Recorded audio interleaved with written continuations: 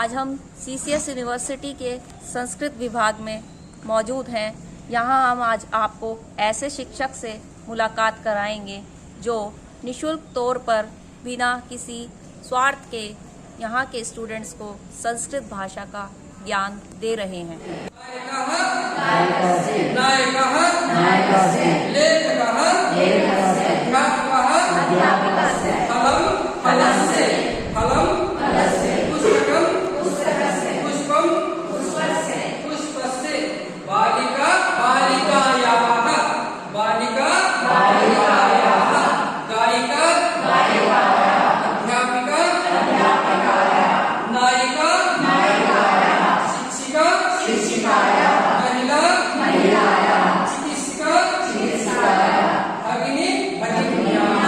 शिक्षक दिवस के अवसर पर आज हम आपको ऐसे शिक्षक से मिलवाना चाहते हैं जो डॉक्टर सर्वपल्ली के विचारों से प्रेरित होकर और आज उनके विचारों पर चल रहे हैं और उनका ऐसा मानना है कि अगर संस्कृत भाषा का सभी विद्यार्थियों में विकास और प्रचार प्रसार हो जाए तो ही हमारा बहुमुखी विकास संभव है। तो आइए मुलाकात करते हैं CCS यूनिवर्सिटी के असिस्टेंट प्रोफेसर नरेंद्र पांडे जी से।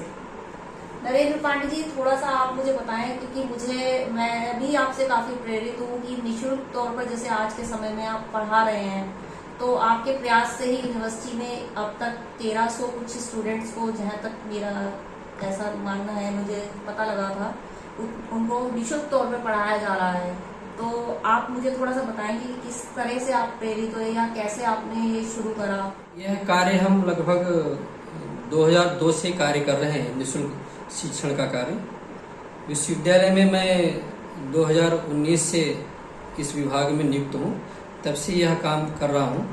संस्कृत भाषा का आम जनमानस में संस्कृत कठिन नहीं है, सरल है और हम संस्कृत बोल सकते हैं, इस भावना का विकास हो और संस्कृत भाषा में ही सब कुछ ज्ञान निहित है। इसलिए हम इस भाषा को लेकर के संस्कृत सिखाने का काम करते हैं। अभी तक लगभग हमने, अगर केवल 1 साल का ही कार्यकाल लेंगे, 1 साल में लगभग 1398 के करीब लोगों ने इस भाषा को, संस्कृत भाषा सीखा है और अपने दैनिक व्यवहार में जैसे हम आपस में हिंदी बात कर रहे हैं, ऐसे वो संस्कृत भाषा में वार्तालाप करते हैं। मेरा नाम रेशु जैन है। संस्कृत पढ़ने से हमारा उच्चारण अच्छा होता है। संस्कृत हमारे वेदों में, शास्त्रों में है, तो गीता में भी है। हम संस्कृत पढ़ेंगे तो हमारा आध्यात्मिक अध्ययन अच्छा होगा, उससे हमारा ज्ञान बढ़ेगा और अगर ज्ञान बढ़ेगा तो हम अपने लाइफ को अच्छे से जी पाएंगे, अच्छे से जीवन यापन कर पाएंगे और जो उद्देश्य है जीवन का कि मोक्ष की प्राप्ति, वो भी हमें संस्कृत से।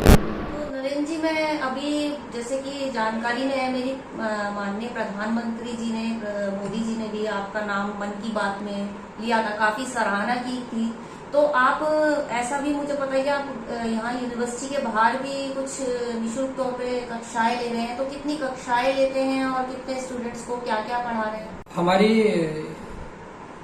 अनेकों प्रकार की कक्षाएं चलती हैं। विश्वविद्यालय में तो हम, जो विश्वविद्यालय का टाइम रहता है उसमें हम उपलब्ध रहते हैं, यहाँ के बच्चों को पढ़ाते हैं। इसके अतिरिक्त हम संस्कृत भाषा का जो निःशुल्क प्रचार प्रसार कर रहे हैं, उसमें कई प्रकार की कक्षाएं हैं। संस्कृत संभाषण की भी कक्षा है। छोटे बच्चों में संस्कृत भाषा के द्वारा संस्कार आने चाहिए, इसलिए उनके संस्कार केंद्र भी चलाते हैं। सामान्य व्याकरण का शिक्षण भी देते हैं और श्रीमद् भगवद गीता में बहुत बड़ा मैनेजमेंट का सूत्र छुपा हुआ है, इसलिए भगवद गीता के थ्रू हम मैनेजमेंट की कक्षाएं भी चलाते हैं। ऐसे अनेकों प्रकार की कक्षाएं हैं जो हम चलाते हैं।